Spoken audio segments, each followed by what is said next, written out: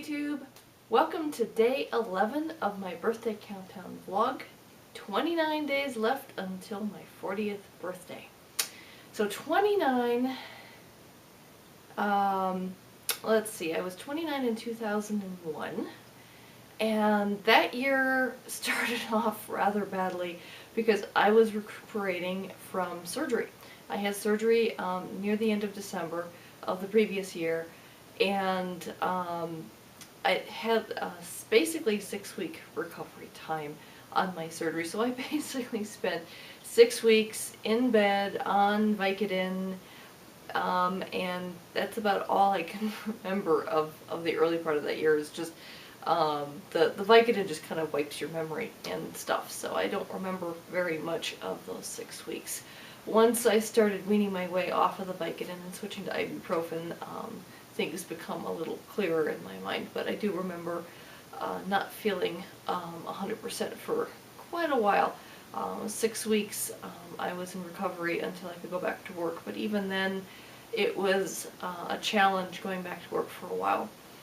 I won't go into any gross details about my surgery, just to say that I had it was a fairly major surgery, and I had some fear originally before going into surgery about cancer, but thankfully it turned out everything was benign. But that was a very scary period in my life, and I was very glad to have recovered from it. Unfortunately, the hospital bill that I had was sort of the final straw that broke the camel's back in a way in terms of my finances. Before I had the surgery, I thought I kind of was starting to get a handle on my credit card debt, and then, you know, bam, I get this medical thing.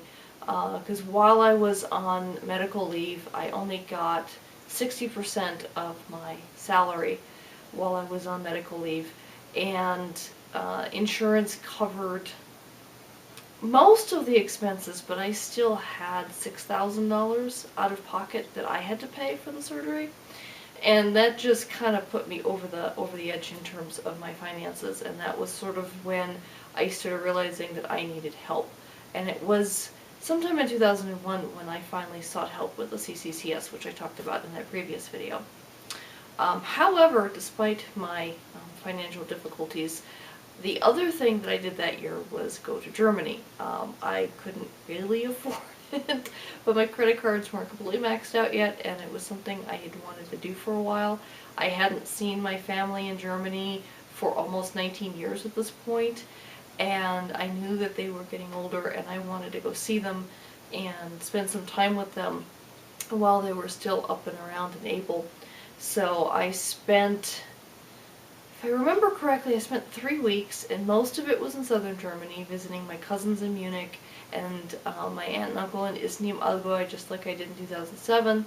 But I also did a trip for 1 week up to Frankfurt am Main, where my grandmother's 3 of her sisters, her sister Hilda, Erica, and Berta, lived. Lena is down in Disney.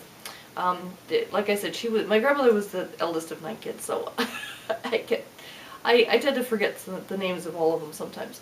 But I went down and I stayed with Hilda for the week, and had a chance to catch up with everyone, and that was kind of fun. And then one thing that I did want to do was go to the Standesamt, well, it's not just birth records, but it's the kind of like a county clerk's office where you can get birth records, death records, marriage records, that kind of thing. And I wanted to get a copy of my mother's birth certificate, because one thing I kind of wanted to do was see if I could apply for dual citizenship in Germany. I thought it would be kind of cool to have an EU passport along with my American passport. I wasn't willing to give up my American passport, but I thought having that as well would be, I don't know, it's just kind of a cool thing.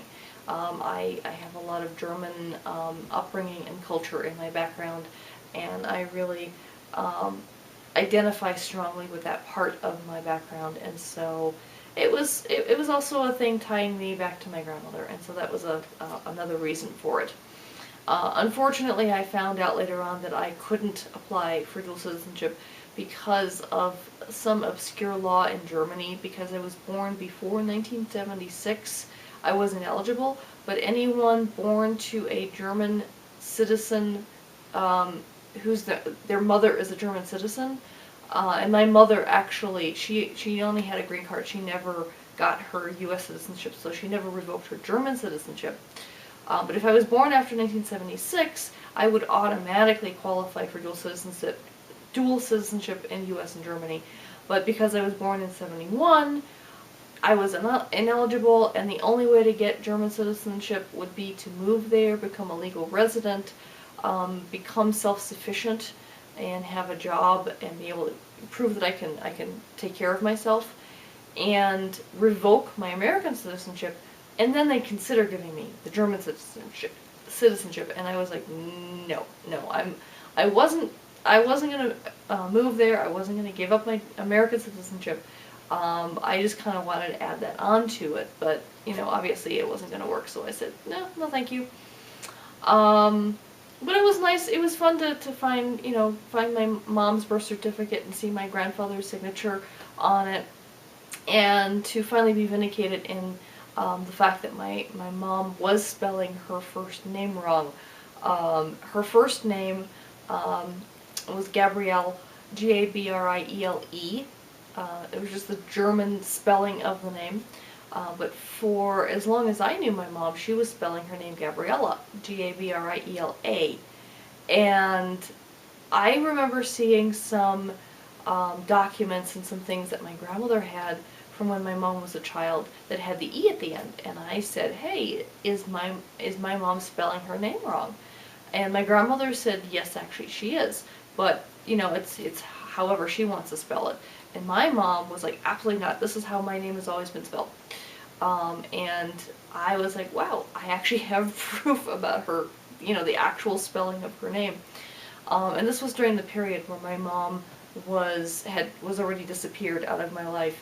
And finding that birth certificate was an additional incentive for me to try and find her, which unfortunately I never did. But I really wanted to get her a copy. So I actually had 2 copies, certified copies, and I wanted to give her a copy of her birth certificate because she never actually had one. So, that was an interesting little adventure. And then at the end of the year, I had a big celebration. One because of my 30th birthday in December. And then 2 weeks later, I graduated from Colorado State University with my master's degree. And that was a big deal. I worked really hard on that master's. I was in school for 4.5 years. I went to school, the first year into the master's program, I went full-time. And the rest of the time I went only part-time. But I was working full-time on my career during that entire stretch while I was taking the classes. I took evening courses throughout, and it was tough, especially that one year when I was full-time master's coursework plus full-time work. That really kicked me in the butt, and I was grateful to get through it and to finally graduate and get that degree. It just felt really good after all that hard work that I put into it. And thankfully, having that master's, I think, ultimately has paid off in my career. It is what I think is a relevant degree to what I do today. My degree is a Master of Science in Technical Communication, and I focused on, basically the focus was called New Media, but my focus within New Media was web usability. I was very focused on web usability, and I'm still a big believer in doing usability testing. Unfortunately, usability testing is a very expensive and tedious process, and analytics sort of takes over for usability and kind of gives webmasters the kind of insight that they might get from a usability study. Maybe not quite getting the explanations that they want, but at least gives them the understanding of visitor behavior on a website. And so while I still think usability studies are superior, I understand why companies have shied away from them because of the level of effort and cost behind them. And I won't go into any more detail than that. But I think, having a background in usability, having an understanding of user interface design and graphic design and usability, layout, understanding the layouts of websites and things, helps me when I'm making my analysis and recommendations to clients, when I'm doing my analytics. And so I'm very glad that I went ahead and got that degree. It gives me a certain amount of legitimacy to my consulting background. And since I'm not officially certified, I'm not Omniture certified or Web Analytics certified. I mean, there's all these certifications out there that I could take. However, I've been actually too busy to take any of the exams.